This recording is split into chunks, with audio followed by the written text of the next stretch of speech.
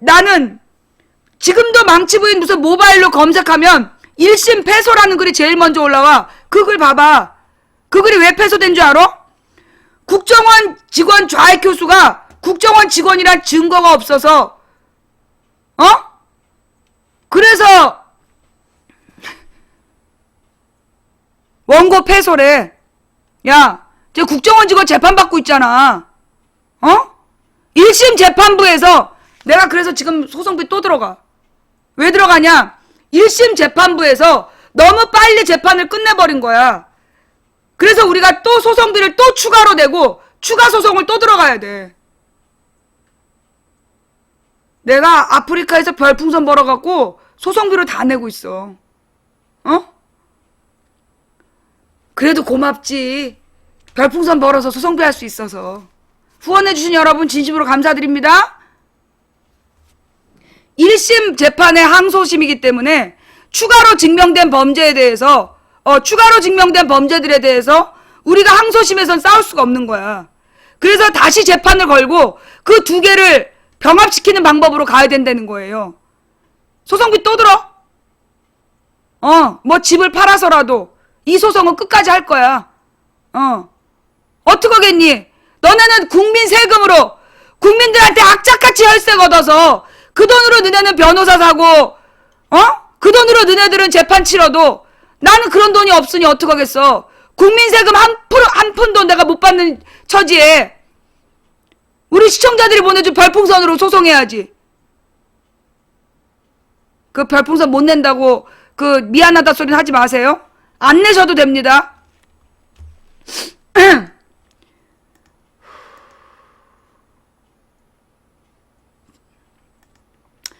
앞서 유 모 씨는 DC인사이드 게시글에 인터넷 방송 진행자인 망치부인 이경선 씨와 그 가족의 명예를 훼손하는 댓글을 수십 차례에 걸쳐 저 공소장을 보니까 나랑 우리 가족에게 다른 댓글이 40몇 개더라?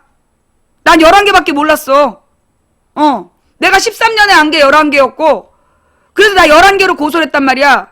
그런데 이 범죄로 더 드러난 게 40몇 개를 달았더라고. 야, 지난 25일 제출한 반성문에서 인터넷 DC인사이드에 저속한 표현을 썼는데 인터넷을 하다 보니 나도 모르게 빠져들었다고 주장하며 선처를 호소했다. 인터넷을 하니까 너도 몰래 빠져들어서 내 어린 딸한테 그 지랄했구나. 그러면 그만둬야지. 네가 국가공무원 자격이 있어? 유 씨는 또 모욕죄 피해자들의 피해 회복을 위해 별도로 노력하겠다. 무슨 노력? 무슨 노력? 너도 나처럼 징역 가. 너도 나처럼 징역 가고 불명예를 당해봐. 온 천하에 네 얼굴 까지고 감옥 가서 살아봐. 이와 관련해 정판사가 어떤 피해 회복을 하고 있느냐고 묻자 더 웃긴 거. 피해 회복을 위해 별도로 노력하겠다. 그러니까 정판사가 어떤 피해 회복을 하고 있느냐라고 묻자 유 씨는 공소 제기 이후에 아직 접촉을 하고 있지 않지만 피해자가 원한다면 최대한 합의할 의사가 있다고 말했다. 이래놓고 뭘 했는 줄 알아? 이래놓고 고소한 시점이 자기가 범죄를 일으킨 건 11년인데 13년에 고소했기 때문에 고소한 시점이 늦다고. 그래서 모욕죄 무죄 취지로 주장하고 있어. 판사님한테는 합의하겠다라고 아부해놓고 그래놓고 자기가 무죄라고 11년에 자기가 범죄를 저질렀는데 13년에 고소했기 때문에 내가 안 게 13년 7월이야. 네가 우리 집 식구들한테 악플담가 안 게 내가 13년 7월이야. 그래서 10월에 고소했어. 합의?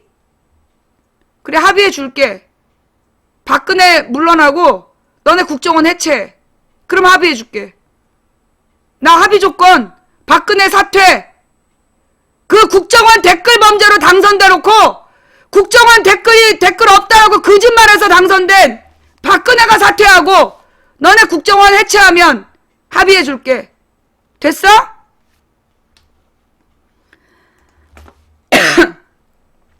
이와 관련해 정판사가 하여튼 모욕죄는 피해자가 가해자의 처벌을 원치 않으면 검찰이 공소제기를 할 수 없는 반의사 불벌죄에 해당한다. 그러나 이날 재판을 방청한 이 씨와 그의 남편 김용석 서울시의원은 CBS 기자와 만나 고소를 취소할 생각이 전혀 없다며 합의할 의사가 없음을 분명히 했다. 한편 유 씨 측은 함께 기소된 국정원법 위반 혐의와 관련해 과잉금지 원칙이란 주장을 거듭 펼쳤다. 일반 공무원이 선거운동을 하면 벌금형에 그치는 반면 국정원 직원들은 징역형에 해당하는 국정원법 18조 등의 조항에 문제가 있다는 것이다. 일반 공무원이 선거운동하다 걸리면 칸막이 안 하고 처벌받아. 일반 공무원이 선거법 위반을 해서 재판을 받으면 쌩얼 다 까고 이름 다 까고 어디에서 근무했는지 전부 다 얘기하고 그리고 재판받아. 니네는 칸막이 쳤잖아. 그러면 벌의 수준이 달라야지. 지난 12월 재판부에 해당 조항의 위헌 여부를 가려달라는 위헌법률 심판 제청을 신청한 상태다. 재판부는 관련 판례들을 신중히 검토한 후 오는 3월 29일 오전에 공판을 속행할 예정이다. 유 씨는 5.18 광주민주화운동을 폭동으로 왜곡하고 홍어 전라디언 등 호남 출신 인사를 비방하는 글을 수차례 올린 혐의로 2013년 7월 통합진보당 광주시당에 고발됐다.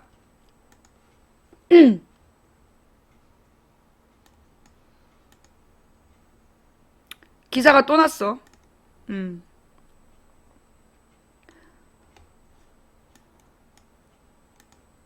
국정원 좌익교수 법원에 뒤늦게 반성문 제출. 이 반성문을 냈다라는 것만 막 강조되고 있어요? 이거 선처를 요구한다고 쇼하는 거잖아. 어? 정말로 반성했으면 지가 공무원을 그만둬야지.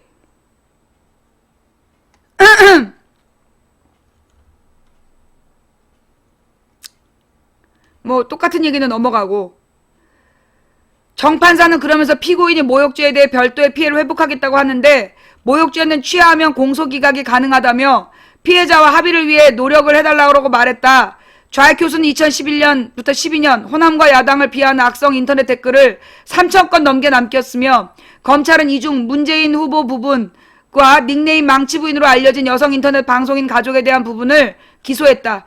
A씨 측은 첫 재판에서 사실관계를 모두 인정하면서도 국정원 직원의 특정 정당 특정인 선거운동을 금지하고 위반 시 7년 이하의 징역, 자격정지에 처하도록 한 국정원법 9조 2항 4호 등이 위헌이라며 위헌법률 심판 제청을 신청하겠다고 말했다. A씨의 신분 노출 우려의 재판은 피고인석에 가림막을 설치해 방청객의 시야를 막은 채 진행했다.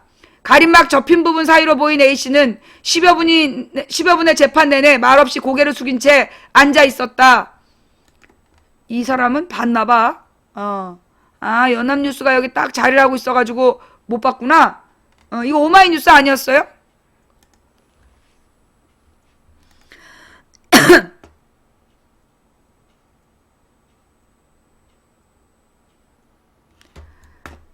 인터넷 댓글이나 단 애들이 나를 쌩얼로 어떻게 받겠어.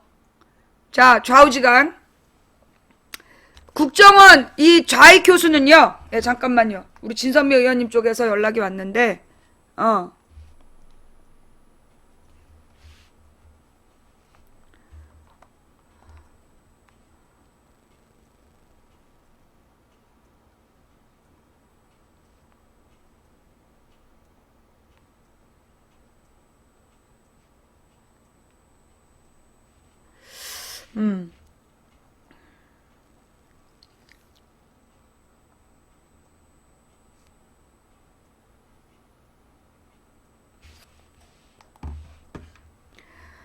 자, 여러분. 예. 저기 진선미 의원님이 한 15분 정도 늦으신다고. 예. 15분 정도 늦으신다니까 우리가 그 사이에 끝나고 얘기할 거 미리 한번 해버릴게요. 자.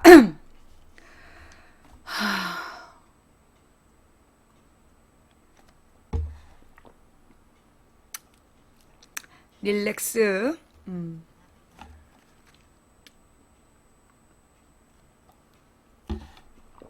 중요한 건 이 국정원 직원 개인의 범죄가 아니라는 거야. 신경민 의원실에서 나온 얘기에 의하면 이 좌익 교수가 자기 억울하다. 자기도 상부 지시에 따라서 한 건데, 자기도 상부 지시에 따라서 한 건데, 억울하다. 그런 얘기를 했다라고 국정원 간부가 얘기를 했대요. 예, 국정원 간부가 그런 얘기를 했다는 거야. 나는 좌익 교수 개인한테 관심 없어. 어? 좌익 교수가 그런 짓거리를 하도록 지시를 내린 상부가 누군지, 어? 왜 그 새끼들은 아무도 처벌받지 않는지. 난 좌익 교수 하나 감옥 간다고 만족할 사람 아니야. 니네가 날 잘못 알았어. 그거 알지? 자식이 상처를 받으면 그 무슨 어느 페북에서 봤어. 인도인가 어딘가에서 파키스탄인가 웬 소가 버스를 계속 따라다닌대. 그 이유가 그 버스가 자기 어린 새끼 소를 치어 죽였다는 거야. 그래가지고 그 소가 자기 어린 새끼를 치어 죽인 버스를 계속 따라다니는 그런 페북이 올라온 적이 있어. 소도 그래. 소도 자기 자식을 죽이면, 응? 소도 따라다녀. 내 어린 딸 사진을 걸어놓고 거기다 그렇게 무지막지한 성폭력 댓글을 달았으면 국정원 없어져야지. 그 국정원 범죄자를 2년 반 동안 숨겨준 국정원 해산해야지. 2년 반 동안 기소하지 않은 검찰도 검찰 수뇌부 싹 뒤집어 놔야지. 안 그래? 국가가 왜 있어야 되는데 국민의 생명과 재산을 보호하라고 있는 거야. 11살짜리 어린 여자한테 그런 짓을 했으면 문 닫아야지. 안 그래? 그게 하나가 아니라 지금도 70몇 명이 버글버글 심리 전담반만 70몇 명이야. 더 웃긴 게 뭔 줄 알아? 지금 좌익 교수와 나머지 3마리는 심리 전담반도 아니래. 니네가 그러고도 국정원을 유지하겠다고? 합의해 줄게. 국정원 해체해. 합의해 줄게. 박근혜 사퇴해. 박근혜 사퇴하고 국민 여론을 가지고 장난친 국정원 해산해. 그럼 내가 합의해 줄 테니까. 그러면 국가 안보를 담당하는 부서는 없애야 됩니까? 진짜 국가 안보를 담당하는 애들 새로 만들어야지. 댓글이나 쓰고 자빠진 저런 애들 싹 자르고, 정말로 국가 안보를 고민하는 젊은 인력들 뽑아서 국가 안보를 위한 부처 새로 만들어야지. 그리고 철저히 정치적인 중립으로 댓글 하나만 써도 사형에 처하는 국정원법 개정을 해야지. 다시는 여론조작 못하게 해야지. 그래요, 여러분. 나한테 악플 단 사람들, 국정원 요원도 아닌데 나한테 요원이라고 욕먹으면 기분 나쁘겠지. 그런데 나는 그렇게 나한테 악플 단 사람이 국정원 요원이 아니라고 믿을 수가 없어. 생각해봐봐. 어떤 새끼들이 돌아가면서 수백 명, 수천 명의 악플을 달았어. 근데 알고 보니까 그것들이 국정원이었어. 나머지 수천 명도 다 국정원으로 보이는 거야. 그게 인간의 심정 아니겠어? 내 자신은 국정원 직원이 아닌데 나한테 국정원 요원이라고 지목돼서 억울하면, 그래, 내가 일단 고소를 해서 네가 국정원 요원이 아니면 공개 사과할게. 일단 고소는 할게. 고소를 해야 네가 국정원 직원인지 아닌지 알 거 아니야. 민간인이면 신분이 드러나고 국정원 직원이면 또 대구지검에서 죄 없는 사람 취급하겠지. 안 그래?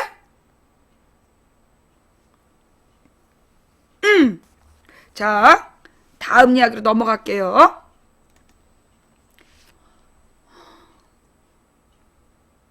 근데 사실 이제 내가 드는 생각이 뭐냐면, 역시 나는 투지로 살아. 역시 나는 투지로 사는 사람이야. 그지? 이게 이제 나라는 사람은, 이 나라는 사람은 역시 뭔가 이렇게 투쟁심, 싸워야 된다는 투지를 갖고 사는 사람이구나. 가만히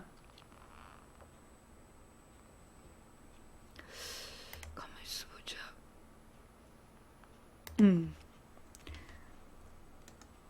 오늘 좌익 교수 재판으로 뭐라 그러나 충전이 풀로 된 것 같아.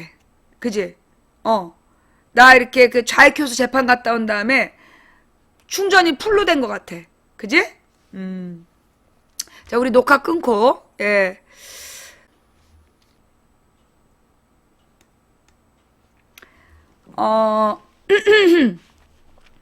저기요. 일단 그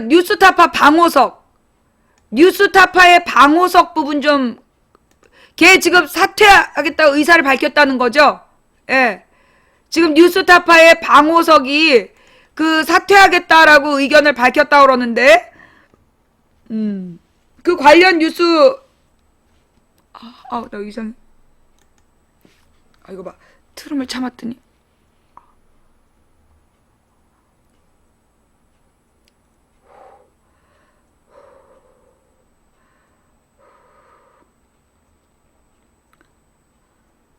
뉴스타파 영상 좀 줘봐. 예, 아리랑 TV. 아리랑 TV 방석호야? 방호석이 아니라? 아리랑 TV 관련된 영상 없어요? 그 뉴스타파 아리랑 TV 안 올라왔죠?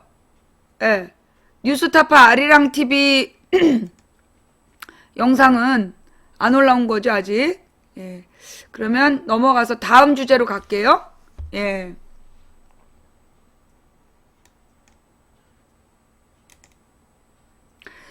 여러분, 지난, 요건가? 예. 뭐, 검색어 1, 2위를 계속 하니까, 뉴스타파로 이 내용이 검색어 1, 2위를 계속했더니, 지금 이제 이 아리랑TV 사장이 사퇴 의사를 밝혔다는 거잖아요? 그죠? 예.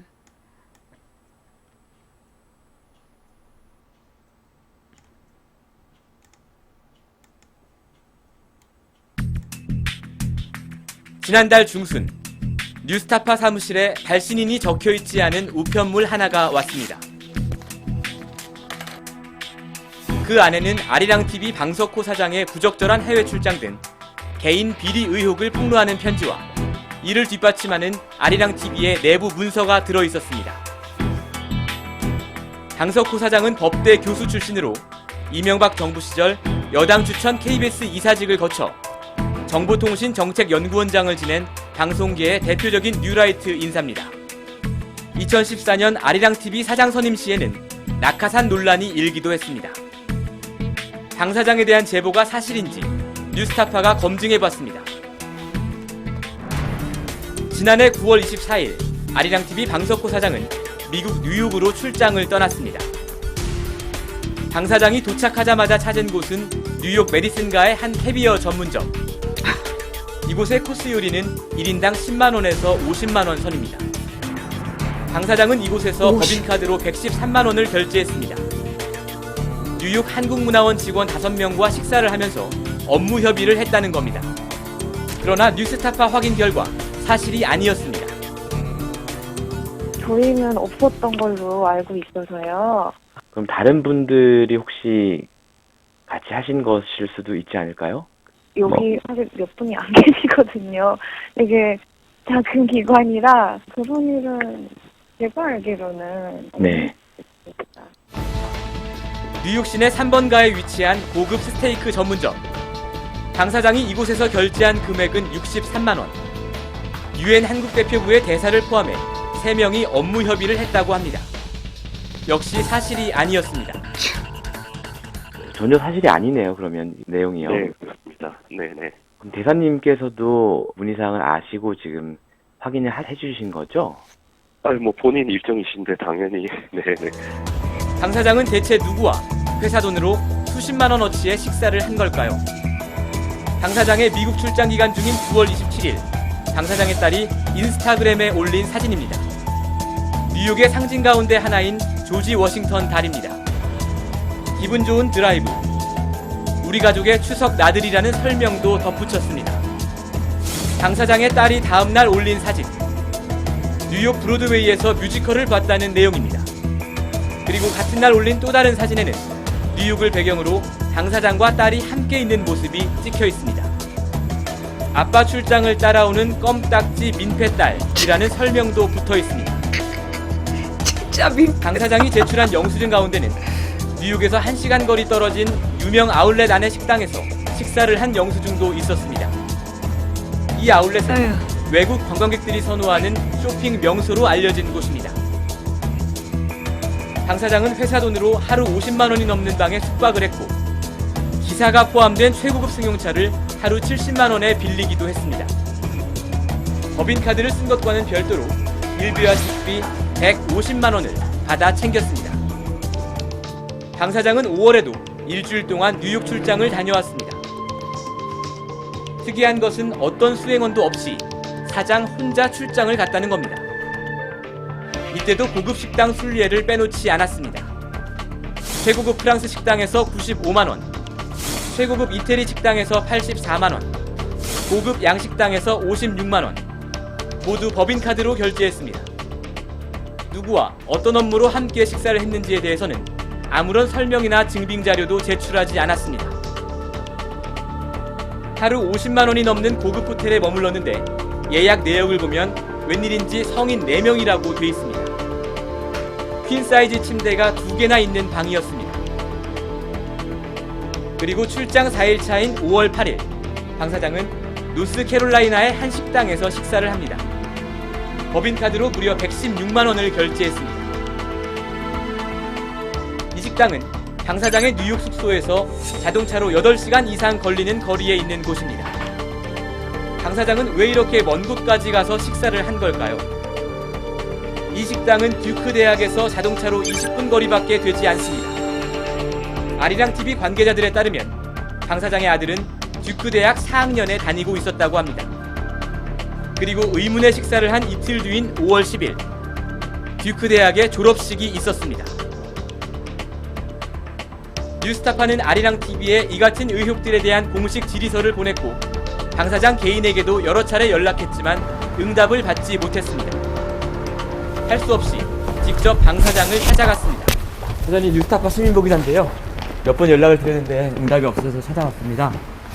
그 찍어서 뭐야? 내가 그 뉴욕에서 따님하고 같이 가신 거 맞죠? 거기서 수십만 원짜리 식사를 따님하고 같이 하신 건가요? 아니면 사모님도 같이 가셨나요? 수고하세요. 5월에는 아드님 졸업식에 맞춰서 가신 거 맞습니까? 수고하신다고. 예. 저. 대답을 해주십시오. 국민의 세금으로 운영되는 아리랑TV 사장님이 잠깐만, 내가 대답할 의무가 있으시죠? 뭐가 있어? 왜냐하면 공기업 사장님이시니까요. 아니 그 아리랑TV가 근거가 뭐예요? 근거가 아리랑TV 내부 문서입니다. 문서를 저한테 주세요. 보내드릴게요. 그럼 오늘 면담 하시겠습니까? 인터뷰 하시겠습니까? 사장님, 잠깐만요. 대답하실 의무가 있습니다.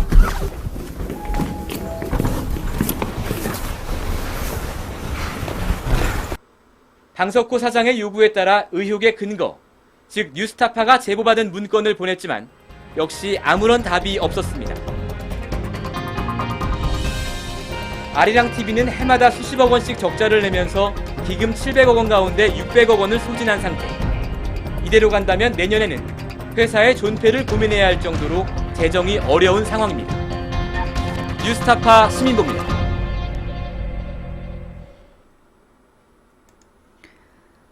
제일 열받는 부분은 마지막 부분이에요.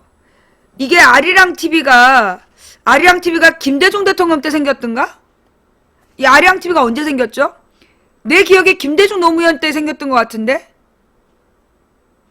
그죠? 김영삼 때는 아니었던 것 같고, 그 96년이면 김영삼 때네. 그럼 김영삼 때 생겨가지고, 그땐 다 몰랐어. 김대중 대통령 때 아리랑TV를 알게 된 거야. 왜 알게 됐냐 하면 이 아리랑TV가 우리나라 뉴스를 영어로 방송하는 데예요. 예. 그 영어로 방송을 하기 때문에 그래서 이 아리랑TV가 김대중 때부터 알려지기 시작했어. 영어 공부하는 애들이 왜냐면 우리나라 얘기를 영어로 하니까 영작 공부하느라고 봤단 말이야. 근데 그 아리랑TV가 맨 처음에 600억인가로 돈을 마련을 해서 시작을 했는데 그게 지금 다 까먹고 지금 존속 유지가 안 되는 그런 상황이라는 거 아니야. 그런데 저렇게 한 끼에 100만 원씩 너무 뻔뻔하잖아. 그죠? 너무 뻔뻔한 거야 지금. 그렇게 그래놓고 보니까 저 가족들끼리 그 카드를 쓴 모양이더만. 아니 썼는지 확실하지 않지만 이 두 번째 게 뭐냐면 이 법인카드를 집 주변 2km 안에서 엄청 썼어. 그런데 그 쓴 위치가 거기가 이제 뭐 4명이 먹었다. 그러면서 뭐 1인당 10만 원치씩을 먹었다는데 거기가 엄청 싸. 뉴스타파 요거 말고 요 다음 거. 이거 같은데?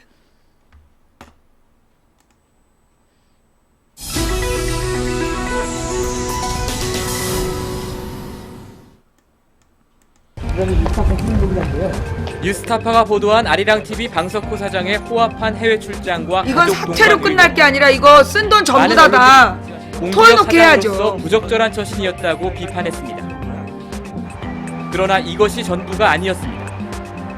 방석구 사장이 부적절하게 회사 돈을 사용한 게 과연 해외에서만 그랬을까요? 뉴스타파는 방 사장이 국내에서 사용한 업무 추진비 내역을 확보해 일일이 확인해봤습니다. 서울 논현동의 한정식집. 점심 정식이 2만 원이 넘고 대부분의 메뉴가 3만 원 이상입니다. 방석구 사장의 업무 추진비 사용 내역을 보면 이곳에서 언론사 기자 2명과 16만 원어치의 식사를 했다고 돼 있습니다. 뉴스타파 확인 결과 또 사실이 아니었습니다. 허위나 수준 같은데 그러면? 뭐 제가 확인해줬다고 뭐 쓰셔도 될 것 같은데 저는 그런 적 없어요. 이 한정식집은 방 사장의 자택에서 2km 떨어진 곳에 위치해 있습니다. 뉴스타파는 방 사장이 지난해 사용한 업무 추진비 내역 중 일부인 210여 건을 확보해 분석해봤습니다. 방 사장은 업무 추진비를 주로 3지역에서 집중적으로 썼습니다. 우선 회사 근처, 그리고 광화문과 종로 일대, 마지막 이곳은 방 사장의 자택 근처입니다. 자택에서 반경 2km 안에서 결제된 건수가 전체의 20% 이상입니다. 방 사장 자택에서 1.5km 거리에 있는 또 다른 식당. 아파트 상가에 위치한 작은 식당으로 테이블은 3개일 뿐입니다. 중요한 사람을 접대할 만한 곳으로 보이지는 않습니다. 지난해 8월 6일 저녁, 방 사장은 이 식당에서 법인카드로 64만 원을 결제했습니다. 한 통신사의 부회장을 포함해 6명이 함께 밥을 먹었다고 기록되어 있습니다. 칠리 같은 거는 뭐 12,500원서부터 라자냐는 18,500원, 파니니 샌드위치 같은 경우는 한 12,000원 정도. 1인당 한 10만 원어치를 먹긴 쉽지 않겠네요, 그러면. 1인당 10만 원이면 엄청 많은데 세트 메뉴도 점심 때는 보통 한 4만 원 우리 손님들이 이렇게 세트 메뉴 정하시거든요. 4명이 4만 원으로 먹는 불과 건데 1시간 뒤. 64만 원. 이번에는 자택에서 800m 떨어진 제과점에서 21만 원을 결제했습니다. 영수증에는 역시 통신사 부회장과 함께 있었던 것으로 기재했습니다. 여기는 거의 다 테이크아웃이에요. 드시고 가시면 저 조각이나 커피도 이렇고 20만 원 정도가 무슨 물당 케이크들, 생화 이단에 주문해서 가시는. 뉴스타파는 이날 방 사장이 함께 있었다고 지목한 통신사의 전직 부회장에게 여러 차례 사실 확인을 부탁했지만 답변을 듣지 못했습니다. 물론 방 사장의 업무 추진비 내역이 사실인 경우도 있었습니다. 신사동의 고깃집에서 교수 7명과 23만 원을 썼다고 제출한 영수증 내역은 확인 결과 사실이었습니다. 그러나 이 모임은 아리랑TV와는 무관한 한 언론학회 모임이었습니다. 방 사장이 10년 전에, 즉 사장으로 취임하기 한참 전에 회장직을 지냈던 학회입니다. 우리 아들 뭐 종종 그 학술 뭐 토론회도 하고 뭐 발표회도 하고. 그럼 주로 이제 학회 활동과 관련된 일이네요, 그죠? 그렇죠. 네. 그럴 때 이제 방석구 사장님께서 계산을 자주 하시나 봐요. 아, 글쎄, 뭐 그렇지 있죠. 아리랑TV의 내부 문건을 보면 방석호 사장은 사기로 정해진 업무 추진비 2,900만 원을 7월까지 모두 써버리고 그 뒤 예산 1,600만 원을 추가로 배정받은 것으로 되어 있습니다. 혹시 그 행위가 횡령이나 배임에 해당된다고 생각하지 않으세요? 아니, 여보시오. 그거는 사실이 아니라면 왜 해명을 안 하시죠? 허락 받고 오신 거 없어. 재화? 공공기관 예산 지침에서 정부 예산 지침하고는 거의 유사합니다. 그래서 네. 어떤 주로 어떤 업무 협의라든지 네. 간담회라든지 이런 외부의 어떤 그런 손님들하고 어떤 협의할 때 사용되는 이런 이제 비용이기 때문에 네. 물론적으로 당연히 업무 중이면 가족들하고 식사하고 이런 데 쓰여져서 안 되는 거죠. 언론노조와 아리랑TV 지부는 방석호 사장을 퇴진시키고 방 사장이 부당하게 쓴 돈을 환수하라고 요구했습니다. 뉴스타파 시민보입니다.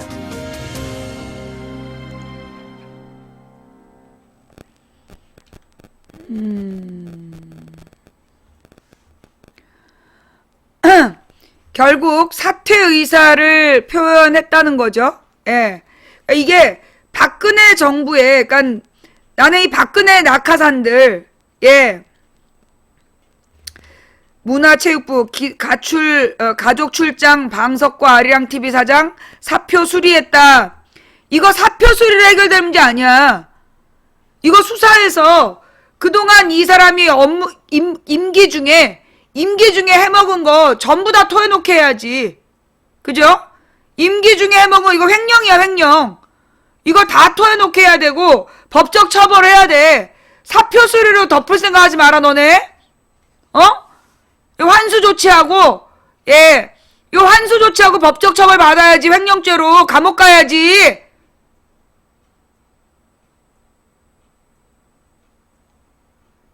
그 다음 박근혜 낙하산들 전부 조사해봐야 돼. 박근혜 낙하산들 전부 조사해야 된다고. 그 다음에요, 그 다음 이야기는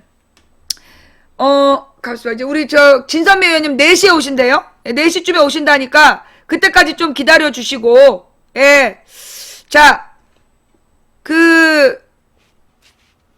박근혜 낙하산 얘기 나왔으니까 인천공항 얘기 마저 할게요. 저 인천공항, 뭐가 발견됐다고? 폭발물로 위장한 게 발견됐다고? 뭐예요? 위장 폭발물이 발견된 거야? 폭발물로 위장한 게 발견된 거야? 그 뉴스. 인천공항에서 막 외국인들이 드라이버로 뚫고 도망가기도 하고, 아랍어 메모가 담겨있는, 그러니까 아랍어 메모가 들어있었던, 그러니까 그게 위장 폭발물. 그러니까 그게 뭐예요? 폭발물로 위장했다는 거야? 아니면 진짜 폭발물이었다는 거야? 진짜 폭발물이에요? 아니에요? 위장 폭발물이면 폭발물로 위장했다는 얘기잖아.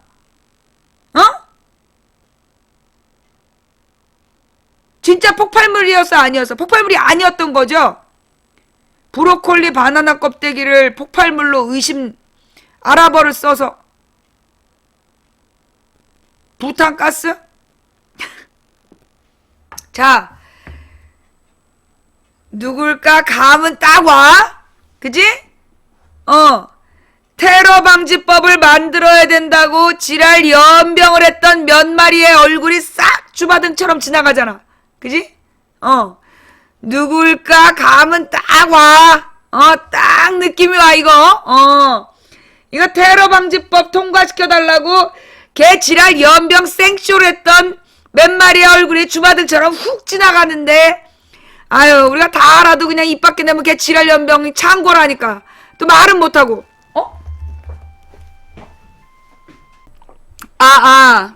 오늘 진선미 의원님 방송 어떠셨어요? 예. 볼만하셨나요? 예. 일단 우리 진선미 의원님, 우리 방송 지금 제가 요즘에 막 다운되어 있었는데, 되게 많이 제가 다운되어 있었는데, 오늘 진선미 의원님 방송에서 굉장히 많이 저는 이 기를 받았어요. 아니, 이 사람이 말이에요. 사람이 이렇게, 그러니까 아무나 국회의원 하는 게 아니야. 지난번에 장하나 의원님도 그렇고, 이 진선미 의원님도 그렇고, 되게 사람들이 조용조용하잖아. 되게 조용조용하고, 막 나긋나긋하고. 그런데, 기가 다르네. 그죠? 기운이 달라. 예. 장하나 의원님 때도 그랬고, 지금 진선미 의원님도 보니까, 너무너무 조용조용 막 이렇게 부드럽게 얘기하는데 사람들의 기운이 다르네. 그죠? 예. 우리 김광진 의원님, 진성준 의원님 방송도 좋았는데, 우리 진선미 의원님을 보면서 왠지 순창분이라 그런가? 제가 이 순창으로 농아를 4년 가면서 사실 제가 그 순창에 대한 그 제2의 고향 같은 느낌이 있어요. 왠지 그 친척 언니 하나 생긴 느낌? 앞으로 선미 언니 이렇게 부르면 안 되겠지? 자, 좌우지간. 좌우지간. 예, 오늘 즐거운 시간이었고요. 할 말이 많은데 얘기할 건 많고 인양반이 보니까 이 업적이 많아. 한 일이 너무 많은데 이게 시간이 지금 바쁘니까 이 바쁘게 돌아다니다 여기까지 왔다 가는 시간이 또 되게 멀잖아요. 그러다 보니까 내가 물어볼 수 있는 게 진짜 제한되어 있었는데 아까 마침 그 동성애 문제 이 여론 조작 이거 물어봐 주신 시청자님께 감사드리고요. 예. 망부님이 더 나이가 많지 않아요? 야! 내가 더 어려! 진선미 의원이 동안이라 그런 거지! 아이, 내가 이거 진짜. 망치 부인님이 나보다 전양반이 5학번이 위야! 84학번! 아, 내 열받아갖고, 내 진짜. 나도 어디 가서 동안 소리 듣는데, 난 나이 듣고 깜짝 놀라서, 저분이 50이라는 말에 깜짝 놀랐어요? 예. 나도 어디 가서 내 나이로 안 보인다고 듣는데, 아니, 어떻게 20대, 30대로 보여. 내가 진짜, 내가 상대적 노안인 거지. 이거는 진선미 의원이 잘못한 거야. 얼굴이 정직하지 못한 거지. 사실은 내가 그 장하나 의원도 깜짝 놀랐잖아. 장하나 의원 20대인 줄 알았어. 근데 내가 많이 봐가지고 30대 초반 이랬더니만 40이래. 그래, 미안해. 내가 상대적 노안이다. 어쩔래. 예. 진선미 의원이 잘못한 거야. 자, 어쨌거나 여러분. 네네. 자, 이렇게 해서요. 네, 오늘 우리 진선미 의원님 얘기는, 즐겁게, 재밌게 좀 해봤고요. 오늘 반가우셨죠? 네.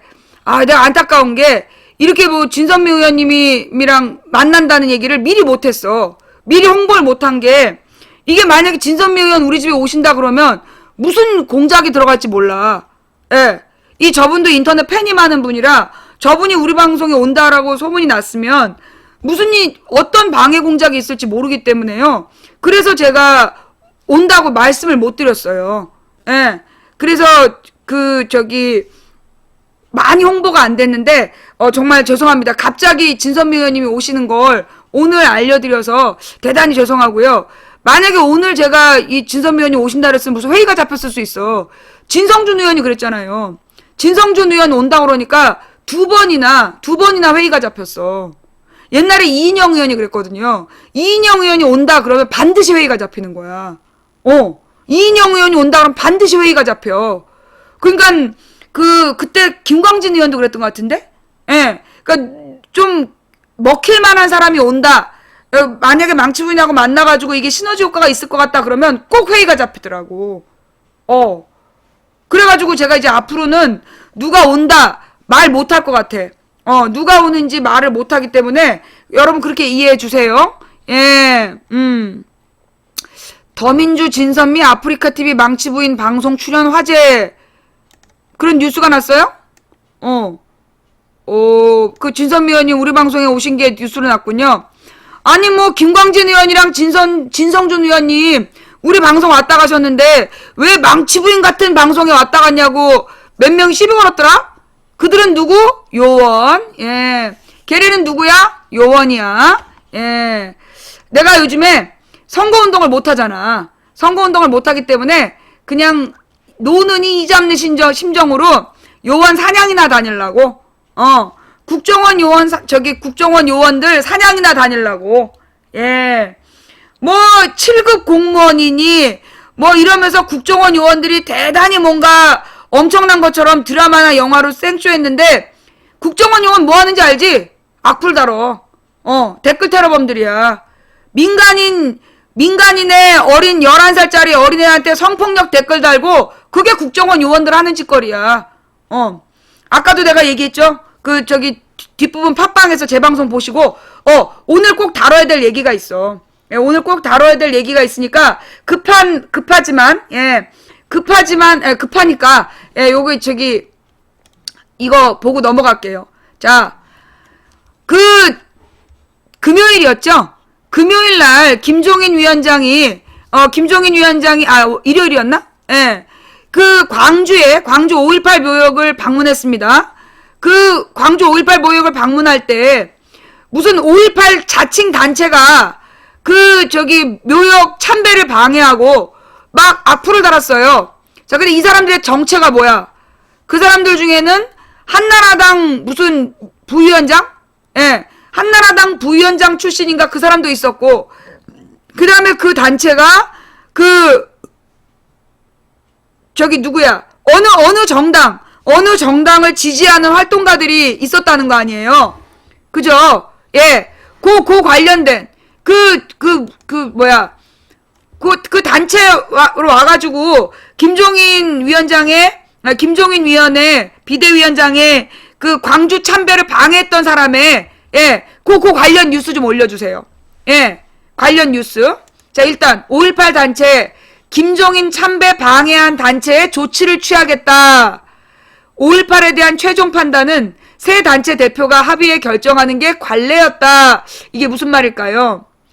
5.18 민주유공자 새 단체와 5.18 기념재단은 1일 일부 단체가 전날 국립 5.18 민주묘역에서 김종인 더불어민주당 선거대책위원장의 참배를 막으며 일어난 소란에 대해 깊은 유감을 표하며 조치를 취하기로 했다. 언론에서는 5.18 단체가 막 소리 지르고 방해한 거 이것만 방송 나왔어.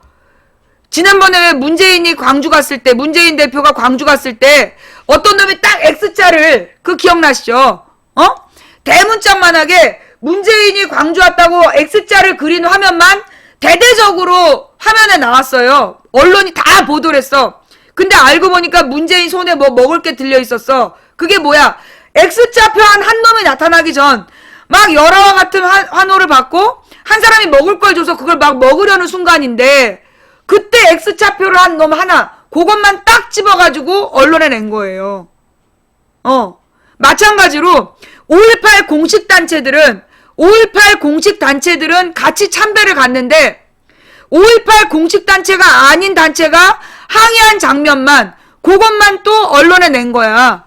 그러면서 김종인 광주에서 비난받고 봉화에서만 환영받아 이따위로 기사 쓰는 거예요. 이런 애들은 아주 그냥 손모가지 끊어놔야 돼. 이렇게 기사 쓴 애들은 손모가지 끊어놔야 돼. 예, 그때 찍힌 사람이랑 닮은 것 같아? 좌우지간.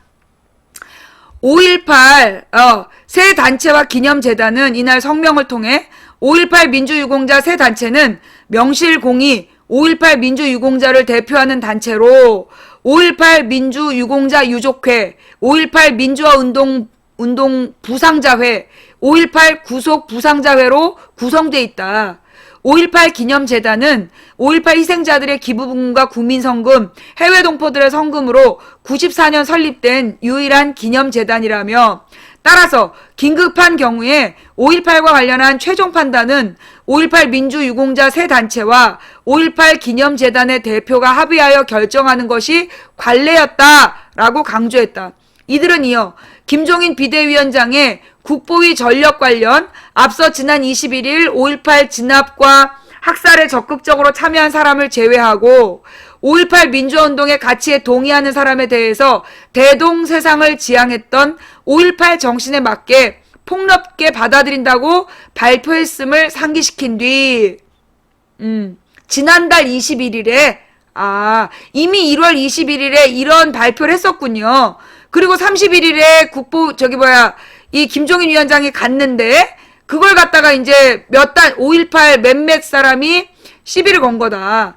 5.18 민주유공자 새 단체와 5.18 기념재단은 어제 국립 5.18 민주묘지 재단 앞에서 벌어진 참배 방해 행위에 대해서 깊은 유감을 표명하며 일부 단체 회원이 벌인 일탈 행위에 대해서 단체별로 논의 후 조치를 취하기로 하였다고 밝혔다.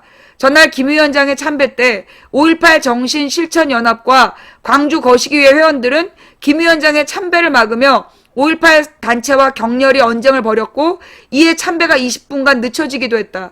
문제의 단체 중 일부 회원은 국민의당 창당 발기인인 사실이 드러나 논란이 일기도 했다. 이 뉴스가 그 뉴스였구나. 어쩐지. 김종인 위원장한테 와서 시비 건 사람들이 그 문제 단체 일부 회원이 국민의당 창당 발기인인 사실. 그럼 그렇지. 난 새누리당인 줄 알았네.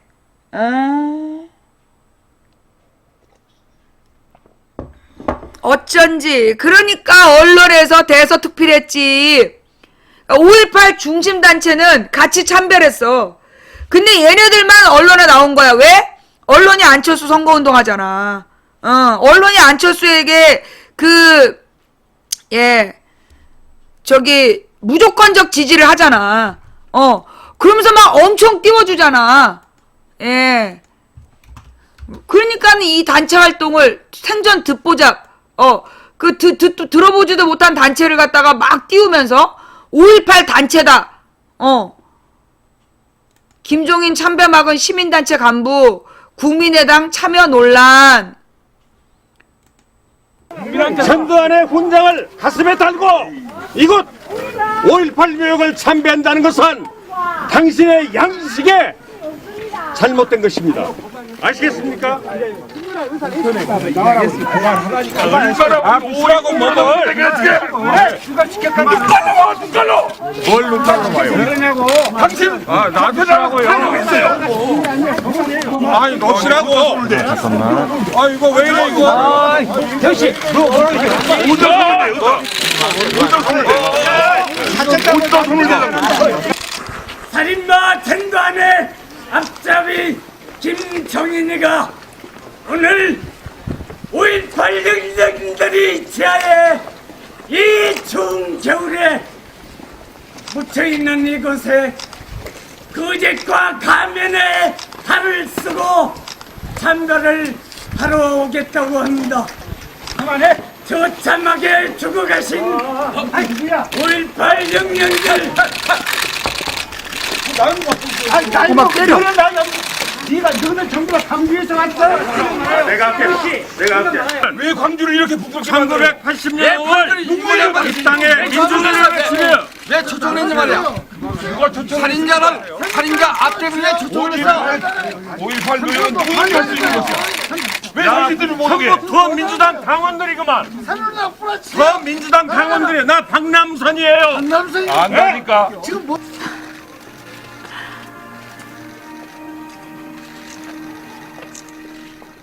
몇 사람이 떠든 거구만. 머리 하얀 아까 그 남자랑, 저 배 나오고 머리 벗겨진 사람 둘이서 떠든 거구만. 여간에 하여튼 참 이 광주에서 일어났던 이 민주화 정신, 이게 저는 우리나라 국민들의 이게 역동성이라고 생각하고, 이게 기초로 돼가지고서 육시방정으로 이어졌고, 그 결과가 결국은 한국의 정치 민주화를 갖다가 이루어졌다고 생각합니다. 그러나 지금 앞으로 우리나라의 정치 민주화라는 것이 뭐 이거 잘 안 들리니까 넘어갈게요.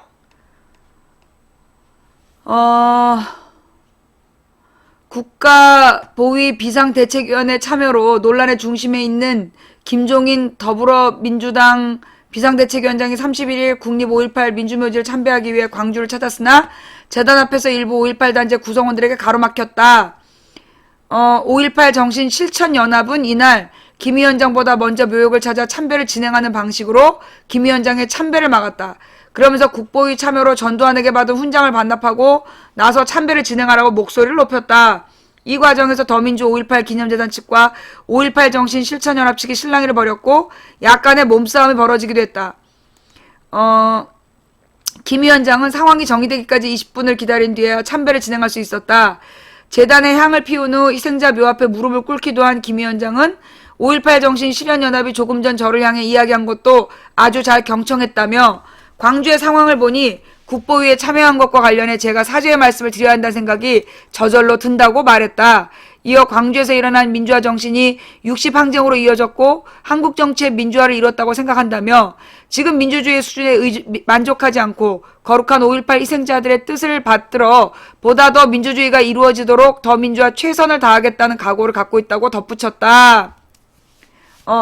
참배 전날에도 김 위원장은 광주의 식당에서 관계자들을 만나서 국보위에 참여한 것과 관련해 사과했다. 이 자리에 김 위원장은 대한민국 민주주의가 탄압받던 시대를 겪었고 울분을 토했던 사람으로서 전문성이 있다는 이유로 국보위에 참여했다며 계엄사령부의 광주 탄압에 절대로 조금이라도 찬동하지 않는다라고 해명했다. 김 위원장의 참배를 막아 세운 5.18 정신실천연합 측은 국보위 출신이 한 사과를 받아들일 수 없을 뿐만 아니라 5.18 재단 및 5.3 단체장들은 김 위원장의 사과를 받아들일 권한이 없다고 강조했다. 이날 실랑이 과정에서 5.18 정신실천연합과 5.18 재단이 부딪힌 것도 이 때문이다. 최운용 5.18 정신실천연합 집행위원장은 우리는 국보위 참여 전력은 물론 그동안 5.18 문제에서 조금 더 해결하는 노력이 없었던 김 위원장을 받아들일 수 없다며 오늘 실랑이가 벌어진 것은 우리가 먼저와 참배하고 있는데 더민주화 5.18 기념재단 사람들이 강제로 끄집어냈기 때문이라고 말했다. 저는요, 무슨 생각이 드냐면, 김종인 위원장이 정확히 몇 시에 도착하는지 어떻게 알고 있었을까? 이 사람들이 김종인 위원장이 몇 시에 도착하는지 어떻게 알고 있었을까? 나는 여기 내부에 누군가 있다고 봐. 누군가 내부에서 그 정확한 시간을 알려준 거야. 그러니까 먼저 와서 하고 있었겠지. 이어 5.18 재단과 5월 세 단체가 사과를 받았다고 하는데 그들이 무슨 자격으로 사과를 받았냐며 극비리에 숨어들어와 식당 안에서 허접한 것에 불과하다고 덧붙였다. 이와 관련 김양래 5.18 기념재단 상임이사는 우리는 12.12 사태와 5.18로 직접 처벌받은 사람 그리고 5.18을 왜곡하는 당사자를 제외하곤 공적인 단체에서 참배하려고 한다면 기꺼이 받아들인다는 기준을 갖고 있다며 단순히 국보위에 참여했다고 김 위원장의 사과를 받아들이지 않을 수 없다고 반박했다. 이어 국보위에 활동했던 사람 중 5.18 왜곡에 반대하면서 당시 상황을 증언하겠다는 분들도 있다며 김 위원장이 5.18과 관련해 부정의하게 행동했다면 그걸 따져 묻겠지만 그런 점이 발견되지 않은 한 사과를 받아들여야 한다고 설명했다. 한편 이날 김 위원장의 참배를 막은 5.18 정신실천연합을 두고 특정 정치 세력의 지지자들 아니한 논란이 일기도 했다. 5.18 정신실천연합은 지난 21일 국민의당 광주광역시당 창당대회에도 아예 이 단체가 창당대회에 참여했구만. 전두환 국보위의 주역인 김종인을 규탄한다는 성명서를 발표하기도 했다. 이들은 당시 국민의당 측이 나누어준 녹색 스카프를 목에 두르고 창당대회 시작 전 기자회견을 진행했다. 이날 김 위원장의 참배를 막은 이들 중 당시 기자회견에 참여한 이들도 눈에 띄었다. 특히 최운용 5.18 정신실천연합 집행위원장은 국민의당이 지난 10일 공개한 창당 발기인 명단에 이름을 올리기도 했다. 그러나 최운용 집행위원장은 이날 오마이뉴스와 통화에서 국민의당과 5.18 정신실천연합은 전혀 연관이 없다고 해명했다. 연관은 없구나. 창당 발기할 때 참여해서 기자회견했지만 연관은 없구나. 예. 제가 몰랐네요. 창당 발기인으로 이름은 올라갔지만 연관은 없고, 창당 대회에 가서 성명을 발표했지만 연관은 없고, 그렇구나. 예. 최 위원장은 우리는 2012년에 이미 생긴 단체라며 2012년에 1980년대나 뭐 그 전에 생긴 게 아니라 2012년에 생긴 단체야? 국민의당 광주광역시 창당 대회에 기자들이 많이 모였다고 해서 대회 시작 전에 기자회견을 열어 우리의 의견을 표명했다라고 설명했다. 이어 5.18 문제가 완전히 해결되지 않은 상황 속에서 2012년부터 기자들이 모인 곳이라면 어디든지 쫓아가 항의해왔다고 덧붙였다. 그랬구나. 그러면 안철수 왔을 때도 항의했나? 안철수가 5.18 문제를 위해서 안철수가 데리고 있는 윤여준 전두환 정권의 핵심이었잖아. 그때도 항의했나? 뭐, 그래요. 예. 창당 발기인으로 명단을 올리고, 창당대회에 참여하긴 했지만, 연관은 없다란 주장, 예. 그래서 많이 들어본 얘기야? 많이 들어본 얘기예요. 그죠? 뭐는 했지만, 강제로 성관계를 맺긴 했지만, 강간은 아니다. 뭐, 이런, 예. 그런 얘기도 막 기억이 나고, 예. 남의 집 부인이랑 모텔에 갔지만, 간통은 아니다. 뭐, 이런 얘기도 기억이 나고, 아니면 이 단체가 그랬다는 얘기는 아니고, 아니, 문득 그냥 그런 생각이 떠올랐다. 이런 얘기지. 술 먹고 그렇죠. 술 먹고 운전했지만 음주운전 안 했다. 그쵸. 예, 그 가장 대표적인 거죠. 술 먹고 운전했지만 음주운전 아니다라고 얘기했던, 예, 뭐 그런 얘기도 문득 떠오르고, 예, 뭐 그렇단 얘기지 뭐 그냥. 자, 북미 적대적 공전. 자, 요 다음 얘기로 넘어갈게요. 예. 좌우지간. 왜 저들이 저렇게 반응할까? 왜 저들이 저런 반응을 할까? 우리 아까도 얘기했잖아. 아까도 잠깐 얘기했는데, 그 진선미 의원에 대해서 내가 볼 땐 어떤 그 교회 네트워크가 돌린 거야. 교회 네트워크가 진선미 의원에 대해서 그 흠을 내려고 돌린 거야. 이제 뭐 그 동성애를 찬성한다는 둥 말하면서 30만 명한테 보여준 거야. 근데 그 덕분에 솔직히 얘기해갖고 다른 사람 어디에 출마할지 아무도 모르잖아. 그죠? 비례대표, 지금 거기 처음으로 출마하는 사람인데, 그 지역에 처음으로 출마하는 사람인데, 거기 출마하는 걸 누가 알았겠어. 그런데, 존나리 그거를 설명해주는 바람에, 내가 볼 때는 홍보가 된 것 같은데? 그 다음에, 그렇게 생각해보면, 왜 김종인이 광주 간 걸 저들은 왜 씹어댈까? 그건, 내가 볼 때, 김종인이 먹힌다는 뜻이야. 그지? 내가 볼 때 쟤네들이 김종인을 계속 물고 늘어지는 거, 요거 김종인이 먹힌다는 얘기야. 그니까, 만약에 이제 문재인만큼 김종인이 안 먹혔다면, 김종인을 공격할 리가 없다는 거야. 그렇잖아. 김종인을 물고 늘어지는 부분, 김종인한테 계속 욕하고 시비 붙는 부분이 왜냐? 위협적인 존재란 얘기지. 그러니까 나는 이제 판을 보는 사람 입장에서는 이종걸에 대해서는 언론에서 비난하지 않잖아. 그죠? 이종걸에 대해서는 새누리당 비난하지 않아. 그죠? 근데 김종인은 비난해. 문재인 비난하고. 왜겠어? 새누리당에서 김한길 비난했어? 안 했잖아. 그런 것처럼 문재인을 비난하고 김종인을 비난한다는 건 이게 먹힌다는가 보다. 우리가 생각하는 것보다 더 잘 먹히는 건가? 그런 생각이 드네요. 예. 그치? 위협적인 존재란 얘기지. 이것도, 근데 지금 이 얘기 시작하면 6시 갈 것 같은데. 요거는 내일 이것 좀 뉴스 좀 시작하자마자 알려주세요. 예. 내일 시작하자마자, 잠시만, 그냥 이거 빨리 하고 갈까? 짧다. 예. 북미 적대적 공존, 한국만 죽어난다. 잠깐만, 나 화장실 갔다 올게요. 가만있어 보자. 아까 듣던 노래 마저 듣고 계시면 내가 화장실 빨리 갔다 올게요. 끝났네. 예.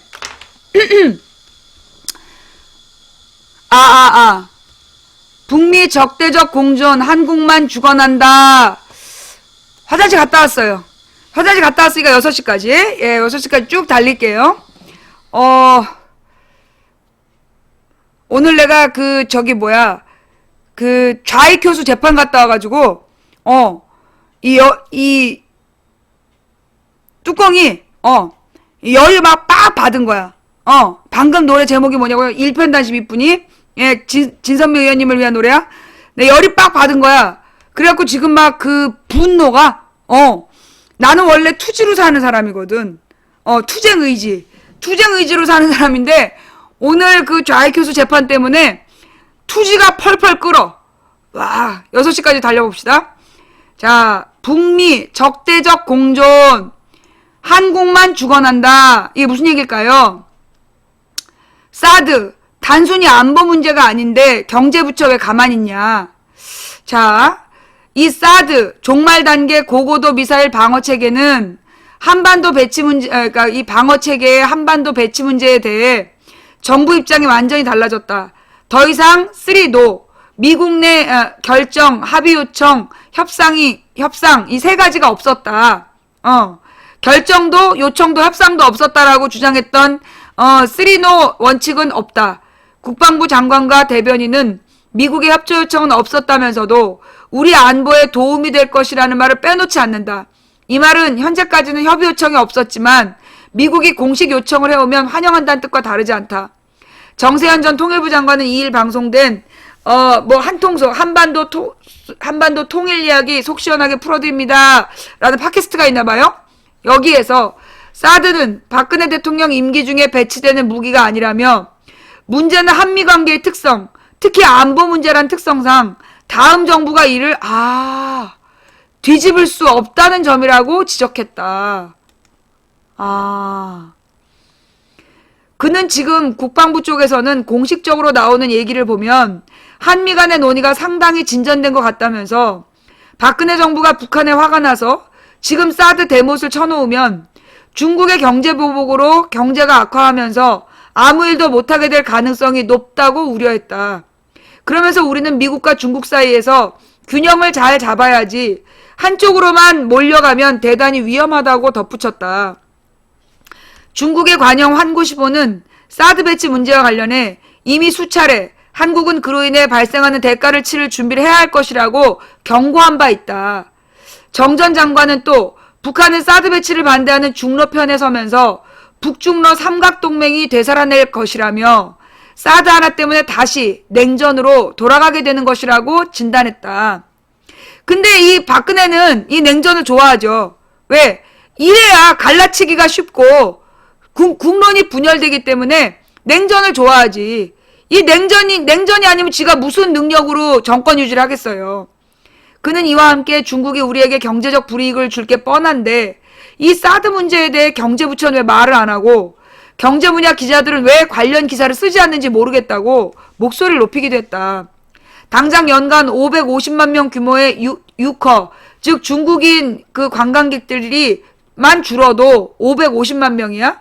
우리 경제에 주름살이 지는 상황인데 중국은 정부가 이를 통제할 수 있는 나라가 아니냐는 것이다.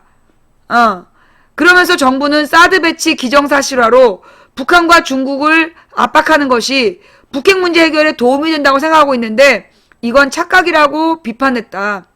정정 장관은 이어 북한의 미사일을 이유로 미국은 우리에게 사드를 내놨는데 만약 북한이 사드로는 대항할 수 없는 잠수함 탄도탄을 발전시키면 그 방어 무기를 제시하면서 또 돈을 내려고 할 것이라며 그렇지. 이 같은 우리의 대미 의존심 때문에 미국의 군산 복합체, 즉 무기회사죠. 얘네들이 대한민국 무기시장을 유지하는 것이라고 말했다. 왜냐하면 우리나라 하나에서만 벌어가는 게 수십조 원이야. 그러면서 북한과 미국의 절묘한 적대적 공전 구조 속에 끼어서 한국만 죽어나고 있다고 개탄했다. 이와 함께 한국의 미국 무기 도입 메커니즘, 북한의 장거리 로켓 발사 움직임 정보의 배후 등에 대해 분석한 한통속 83-84의 자세한 내용은 팟빵과 아이튠즈에서 들을 수 있다. 여러분 제가요 여러 번 얘기했지만 우리 병자호란 이야기 광해군님과 병자호란 이야기 이거 되게 중요한 얘기예요. 광해군이 누구야? 선조의 아들이야. 선조의 첩이 낳은 선조의 후궁이 낳은 아들이 광해군인데 아버지가 임진왜란 등신짓 하는 걸 봤어. 그래서 나는 정말 국민의 이익을 백성의 이익을 대변한 왕이 되겠다고 결심하고 왕이 된 뒤에 광해군이 펼친 정책이 뭐야? 실리외교야. 중립외교.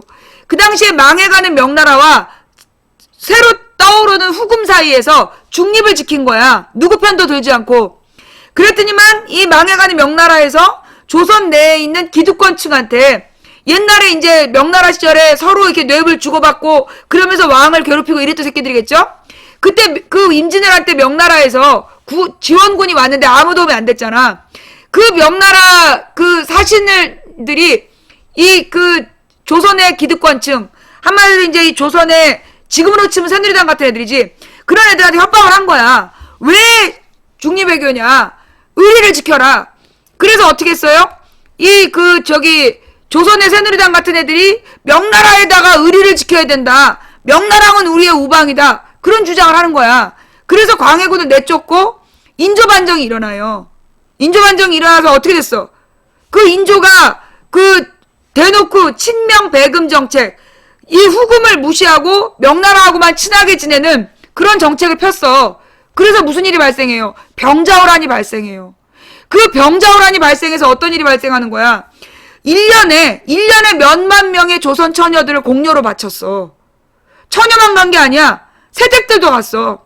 조선의 많은 여인들을 청나라에다가 공물로 여자를 바친 거야.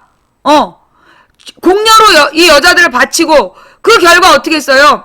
청나라 남자들한테 놀이개로 막 당하다가, 너 이제 가라. 늙고 병들었으니까 가라. 그래서 이렇게 우리 조선으로 돌아오면 환향녀라고, 고향으로 돌아온 더럽혀진 여자라고, 그게 환향년이라는 말의 기원이야. 환향녀, 고향으로 돌아온 여자. 그래서 그 환향녀라고 막 욕을 하고 비난을 한 거야. 그래서 그 당시에 어느 임금 때였더라? 그 인조 뒤에 효종땐가?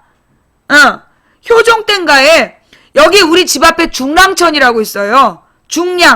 중량천이 있는데 그 중량천이 무슨 뜻이냐 하면, 효종 때였구나. 그 중량천에 와서 2번 씻으면, 깨끗해진다.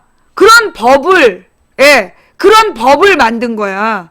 그게 뭐냐? 너무 많은 조선 여자들이 청나라에 잡혀갔다 왔는데 더 이상 결혼을 못하고 애를 못 낳는 거야. 애를 못 낳게 되는 거야. 그러니까 이제 그런 특단의 조치를 취해서 유지를 할 수밖에 없었던 그런 아픔의 역사가 있어요. 바로 우리 집에서 중랑천이 보여. 원래 그게 중량천이었어. 2번 씻는다는. 근데 지금은 중랑천이라고 바뀌었는데요. 옛날에는 그게 2번 씻는다는 뜻으로 중량이었대. 2번 씻는다는 뜻으로 중량천이었는데, 그게 중랑천으로 바뀌었다. 그렇게 내가 얘기를 들었어요.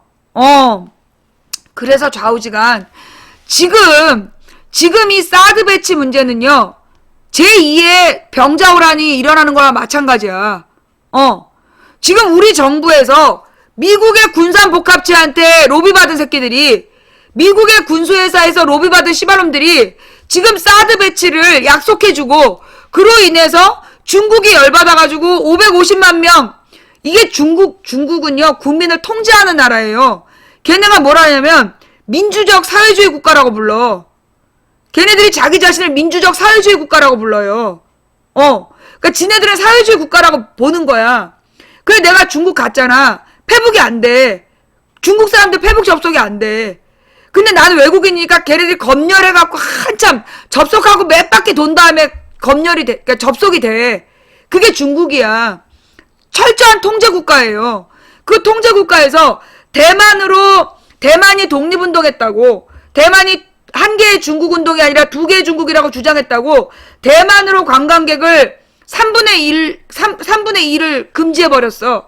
그래서 원래 대만이 중국 관광객들 덕분에 먹고 살았는데 3분의 2가 줄었다니까. 그게 중국식 경제 보복이야. 지금 우리나라에서 여러분, 제가 지난번에도 얘기했잖아요. 우리나라에 지금 중국 관광객에 의존하는, 지금 한국 화장품, 아니야, 걔 누구지? 무슨 화장품? 아모레, 태평양. 걔네 주가가 엄청 비싸졌어. 그 우리나라 5대 부자의 아모레 사장이 들어가. 주식 가격이 올라가서. 그 이유가 뭐야? 여러분 이거요.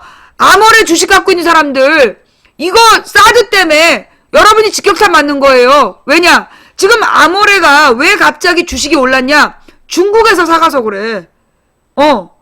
중국 사람들이 전부 다 아모레를 사가지고 가는 바람에 그래서 아모레 주식이 그렇게 비싸게 올라간 거야. 근데 지금 저 사드 때문에 저 사드 때문에 이제 저기 한국 화장품 주식 갖고 있는 사람들 이제 존망하는 거야. 그거 몰랐어요? 저기 한국의 화장품이 중국 사람들한테 너무 잘 팔려가지고 그래서 갑자기 주식이 올라간 거야. 왜냐하면 중국 사람들이요 한국에 와가지고 기념품을 뭘 사냐 화장품을 사는 거야. 그리고 실제로 명동 같은 데에서 화장품 판매점 그냥 털어간대잖아. 그냥 가게를 싹 가져간다는 거예요. 가게 안에 있는 거 전부 다 선반을 싹 비워간대잖아. 그렇게 사가니까. 그리고 아예 박스떼기로 산다는 거예요. 인터넷으로 한국 화장품을 샀는데 박스로 산대요. 박스채. 중국 사람들이. 그러니까 한국 화장품이 그렇게 한국에 있는 화장품 주식이 올라간 건데 지금 박근혜 정부의 저 미국 방산업체에서 로비 받은 새끼들이 사드를 배치하겠다. 그러면 그 바가지는 누가 쓰는 거야? 다음 정권과 국민들이 쓰는 거야. 박근혜 정부에서 사드를 배치하겠다고 하는 바람에 지금 똥바가지는 다음 정권과 국민들이 뒤집어 써야 되는 거야. 이 기가 막히는 일이라니까요? 지마켓 후기 보면 다 중국어야. 그렇구나. 이게 왜 그러냐? 아는 게 없어서 그래, 박근혜가. 박근혜가 아는 게 없어. 뭐 리더십이 없는 게 아니라 그냥 생각이 없는 거야. 아무 생각이 없어. 그래서 그래. 좀 심각한 문제예요. 예. 자, 좌우지간 오늘 다뤄야 될 얘기 중에 또 하나. 그 누구지? 뉴스는 많고 시간은 적고. 내가 오늘 헛소리 안 하고 열심히 했는데 예. 그 민폐 딸한테 밀렸네요. 그 진선미 의원이 최고로 저 검색 올라간 게 2위라며. 그게 그 방석호의 민폐 딸 때문에 방석호의 민폐 방호석인가 방석호인가 그 민폐 딸 때문에 그 검색어 1위 못했다고 많은 분들이 아쉬워하고 계시네요. 예. 자, 지금 이제 뭐 총리가 그 중국인 남녀 미립국에 대해서 그리고 베트남인 미립국 사건 등 인천공항의 허술한 보안관리 시스템이 도마에 올랐는데 이게 테러방지법에 조속한 제정을 대책으로 꼽아 구설수에 오르고 있다. 요 뉴스 좀 갖고 와봐봐.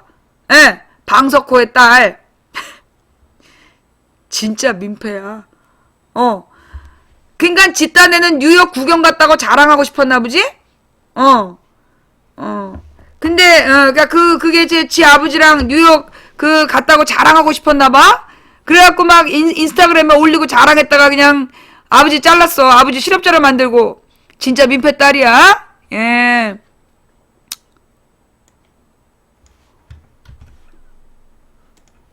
근데 왠지 이 사건 아니야. 이거는 뉴스타파가 뉴스타파에서 밝혀낸 거라서 그 공작은 아닐 거예요. 뉴스타파에서 밝혀낸 거고 그 뭐라 그러나 확실히 눈에 띄기 때문에 요거는 이제 공작은 아니다. 번지수 틀린 코드 총리 테러 방지법 없어서 공항 뚫렸냐? 출입국 관리법에 이미 규제 근거가 있어. 기승전 테러 방지법 논리. 중국인 남녀 미립국에 이어 베트남인 미립국 사건 등 인천국제공항의 허술한 보안관리 시스템이 도마에 오른 가운데 정부가 테러방지법의 조속한 제정을 대책으로 꼽아 구설수에 오르고 있다. 그리고 보니까 말이에요.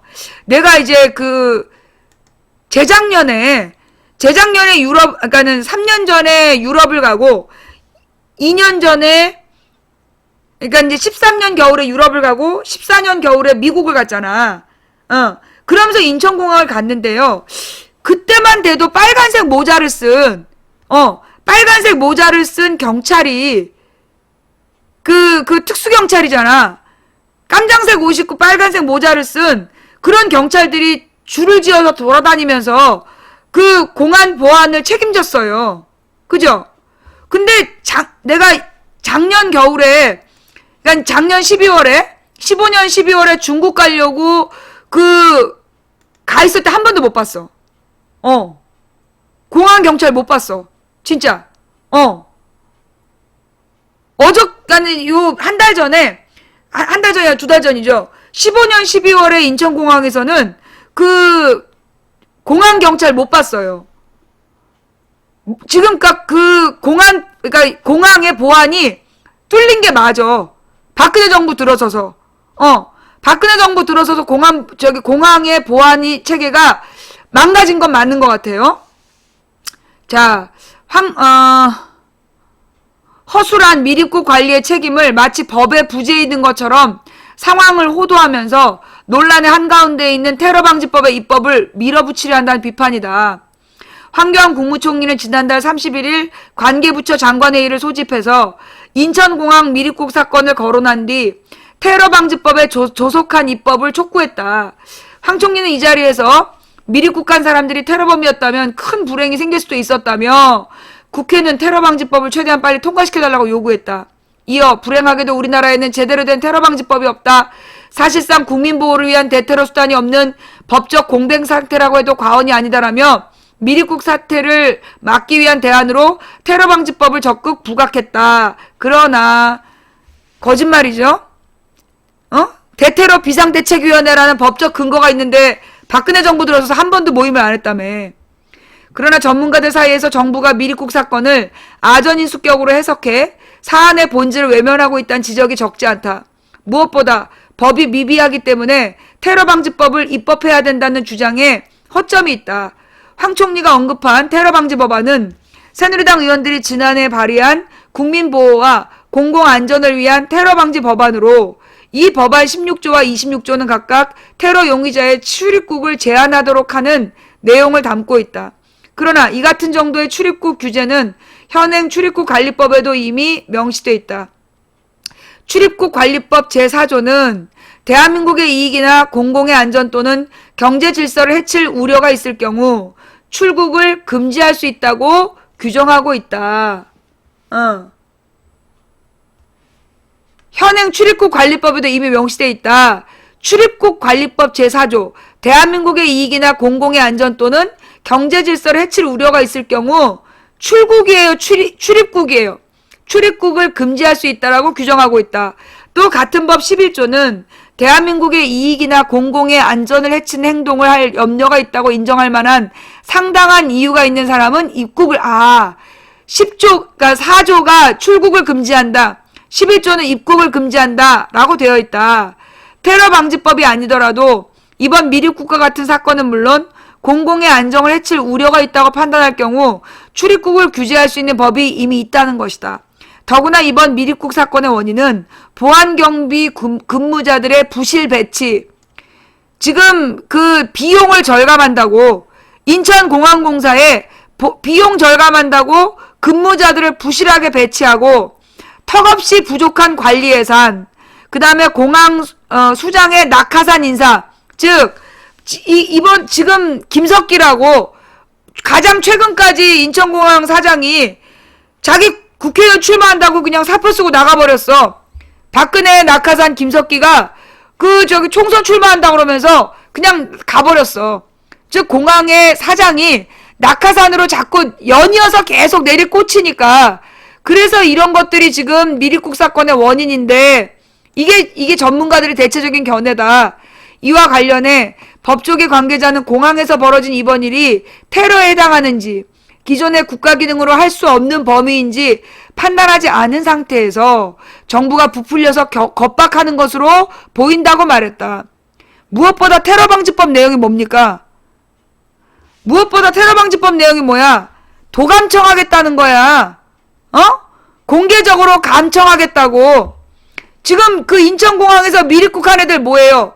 그냥 공항에서 탈출한 거야. 공항에서 도라이버 풀고 나온 거고. 그게 감청한 거야? 그게 걔가 먼저 자신을 이미지로 만든 뒤에 인터넷으로 자신의 이미지를 저쪽으로 전송하고 그래서 저쪽으로 탈출한 거야? 도라이버 뚫은 거야. 도라이버 풀고 나갔다니까? 그게 지금 테러방지법을 어떻게 막냐고! 인터넷 감청하는 걸로 어떻게 도라이버 푼을 막을 거야? 계좌 추적하고 인터넷 감청해가지고 전화 감청해가지고 도라이버 푸는 걸 어떻게 막을 거냐고. 어? 지랄이야 지랄.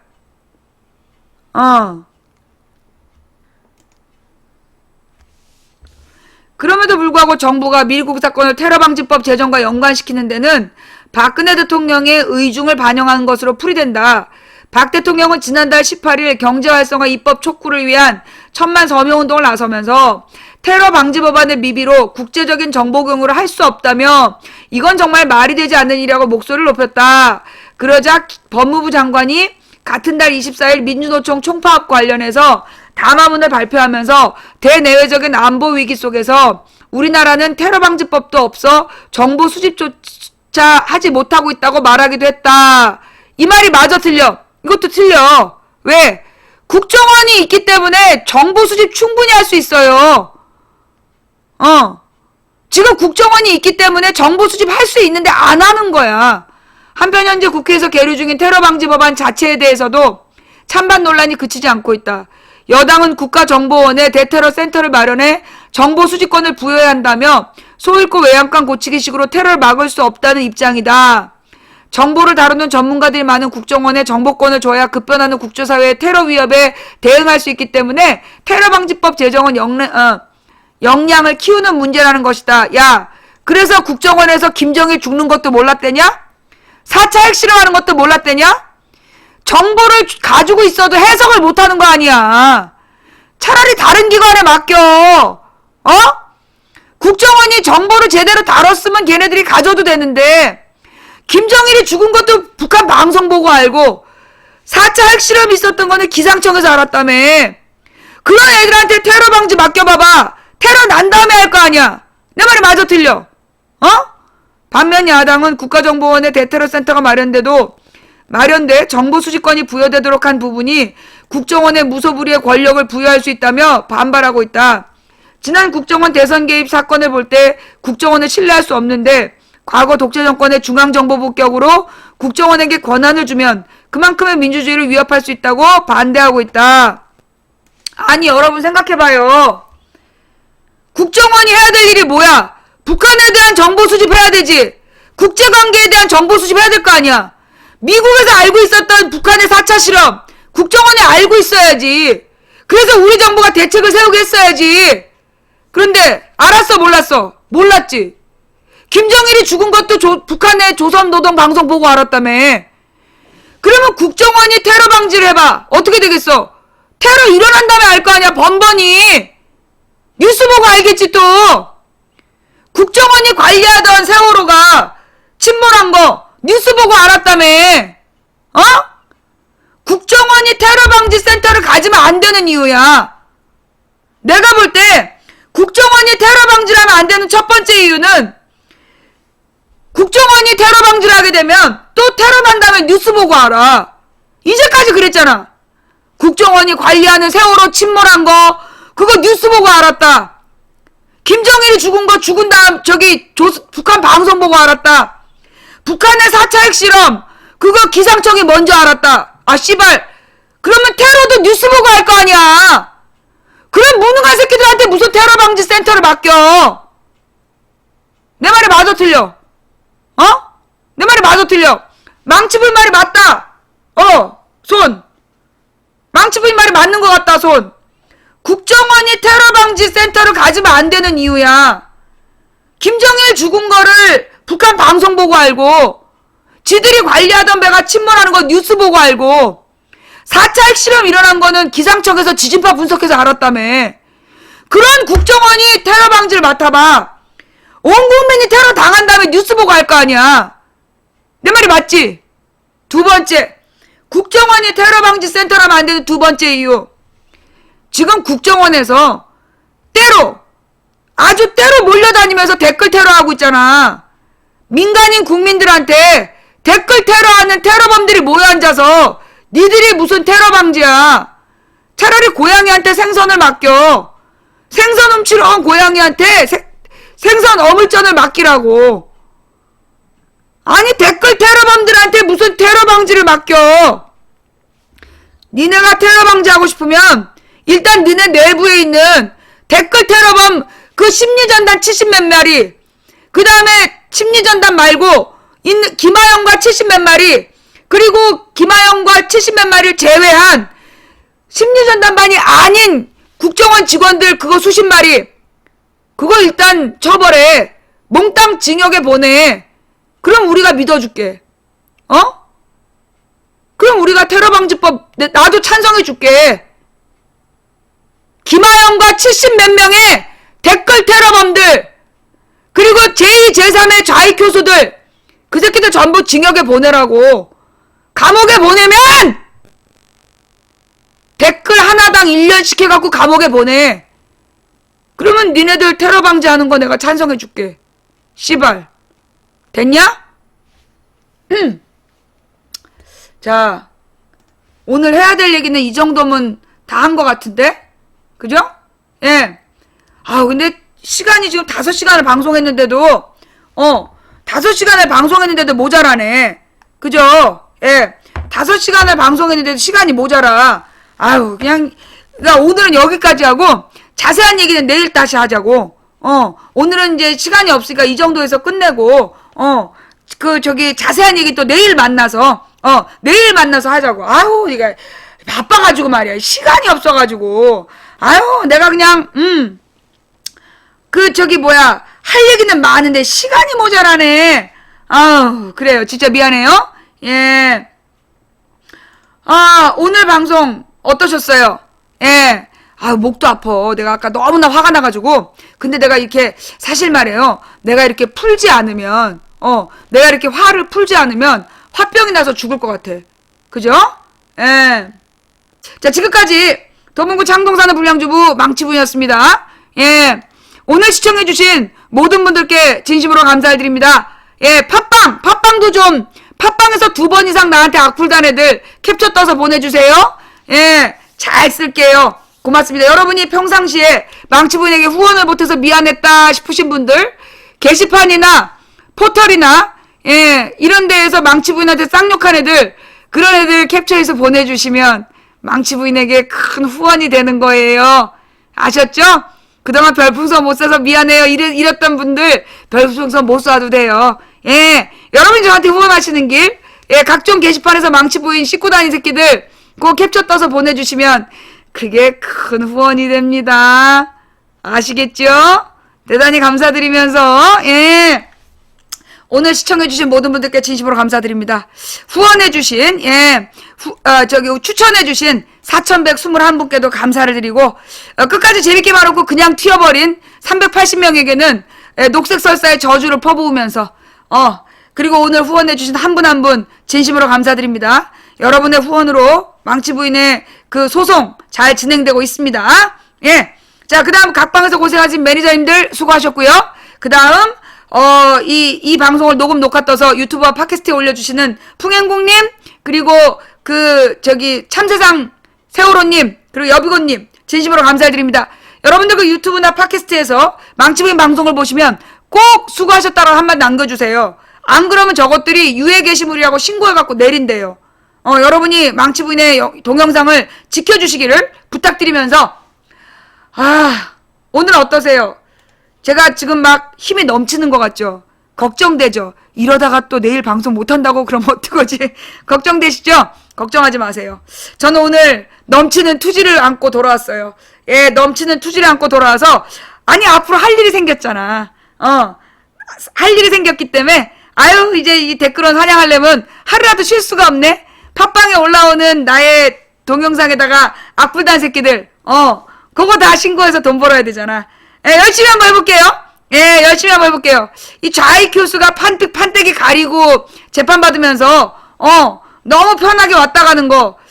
그니까 내가 아마도 이렇게 열받은 거는 그 앉아있던 그 아줌마. 보니까 딱 그냥 가정주부야.